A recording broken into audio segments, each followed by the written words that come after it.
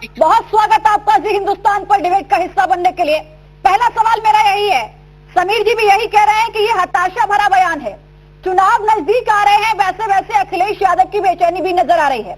क्या परोक्ष रूप से कांग्रेस और बीएसपी को मदद का प्रस्ताव रख रहे हैं इन बयानों के जरिए अखिलेश यादव? क्या खुद की पार्टी पर भरोसा नहीं है आपको? देखिए लक्ष्मी जी, दो तीन बातें बड़ी अहम हैं। ये बयान क्यों आया और किन परिवेश में आया, ये बात थोड़ा सा समझना जरूरी है। आज देखिए, बीजेपी ने 4.5 साल पहले जो वायदे किए थे वो वादे पे खरी नहीं उतरी, पहली बात। और उसके साथ साथ ये जब 2022 की तैयारी कर रही है चुनाव लड़ने की, तो तमाम बड़े बड़े नेता सेंटर से लेकर के तमाम अलग अलग प्रदेशों के नेता यहाँ पर दौरा कर रहे हैं। तो क्या दिक्कत है सर? क्यों? जरा मुद्दा मुझे बात समझने दीजिए। हाँ। देखिए, जिस तरीके से बीजेपी ने झूठ का सहारा लिया, कोरोना में कितनी मौतें हो गई, जिस तरीके से वैक्सीन का इन्होंने वादा किया था, वो वैक्सीन तो सर इसको आप अपने दम पे रखिए ना, इन सब बातों को, इन बातों को भी रखने के लिए आपको बीएसपी या कांग्रेस की जरूरत क्यों पड़ रही है? अगर इतनी नाकामी सरकार की रही है और इससे पहले आप सरकार में रह चुके हैं, तो आप ये नाकामी अपने दम पर क्यों नहीं गिना पा रहे? आप क्यों कह रहे हैं कि नहीं भैया हमारे मुंह में इतनी आवाज नहीं है, सपा के साथ बीजेपी आ जाएगी, कांग्रेस आ जाएगी, तब हम बोलेंगे? ऐसा क्यों? अपने दम पर जाइए ना। तो पूरी बात तो कंप्लीट करने नहीं दे रही है। बोलिए भाई, मेरी बात आप सुने। जब वैक्सीन की जरूरत हमको थी और है, तो इन्होंने 95 देशों में 6.5 करोड़ वैक्सीन इन्होंने निर्यात कर दिया। ऑक्सीजन की जरूरत हमें है, लेकिन इन्होंने ऑक्सीजन 9,240 मीट्रिक टन इन्होंने बाहर निर्यात कर दिया। सवाल इस बात का, आज बीजेपी झूठ पे झूठ बोल रही है। अच्छा, उसका पर्दा लगातार समाजवादी पार्टी कर रही है, और जो दूसरी पार्टियां, उनकी भी जिम्मेदारी है कि बीजेपी जिस तरीके से झूठ बोल करके चुनाव में आने की कोशिश कर रही है, सबकी जिम्मेदारी है, नैतिक जिम्मेदारी है, जनता हित में कि इनके झूठ का पर्दाफाश तो बीएसपी का डॉक्टर अजीज खान, आपने आप ही हार स्वीकार कर ली। ऋषि मिश्रा खुद बता रहे हैं कि 22 फीसदी तो आपका था, तो आपको तो जरूरत पड़ेगी किसी और की, और अगर कोई आपके साथ नहीं आ रहा तो आपकी स्थिति क्या है, इसका आकलन बेहतर कर पा रहे होंगे आप।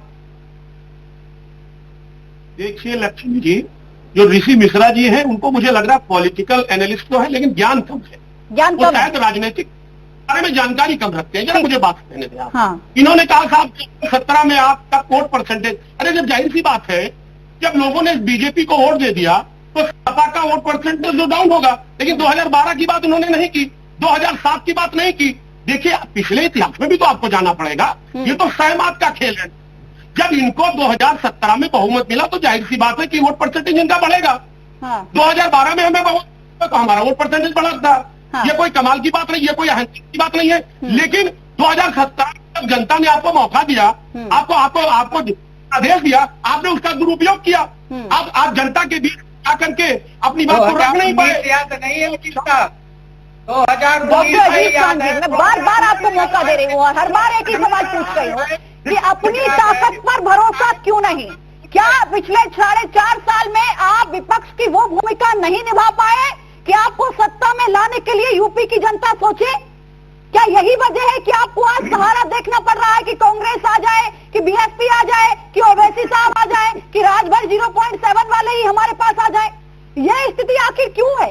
आप सबसे बड़ी विपक्षी पार्टी कहलाते हैं यूपी में, और आज आपकी स्थिति ये हो गई है कि आपको बीएसपी नकार रही है सिरे से कि भाई हम नहीं आएंगे, ओवैसी शर्त रख रहे हैं कि डिप्टी सीएम दे दीजिए, राजभर आपके साथ जाने को तैयार नहीं है।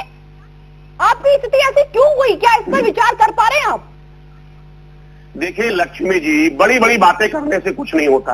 आज उत्तर प्रदेश में बीजेपी को पता हो गया है, जनता को पता है कि मुख्य विपक्षी पार्टी कौन है और जमीन पर कौन लड़ रहा है, इनके झूठ का पर्दाफास कौन कर रहा है। जाइए ना गुरु अकेले, ताकत दिखाइए ना, जनता का समर्थन लीजिए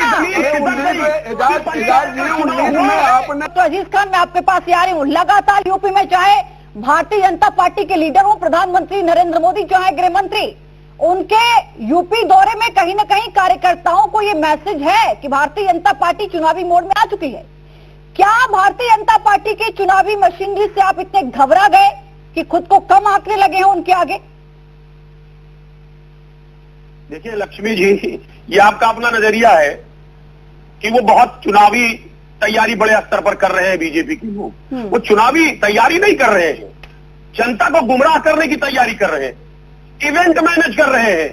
लेकिन क्योंकि हालात 4.5 साल में बहुत बिगड़ गया उत्तर प्रदेश का, वो कितना भी इवेंट मैनेज कर ले, बड़े बड़े नेता हैं, मैंने पहले भी आपको बताया था, वो अब उत्तर प्रदेश की स्थिति सुधरने वाली नहीं है।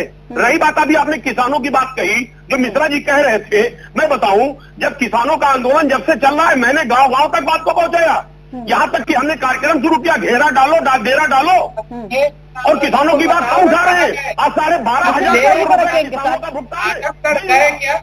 अखिलेश यादव जी किसानों के बीच गए क्या? उनको समर्थन मिला क्या?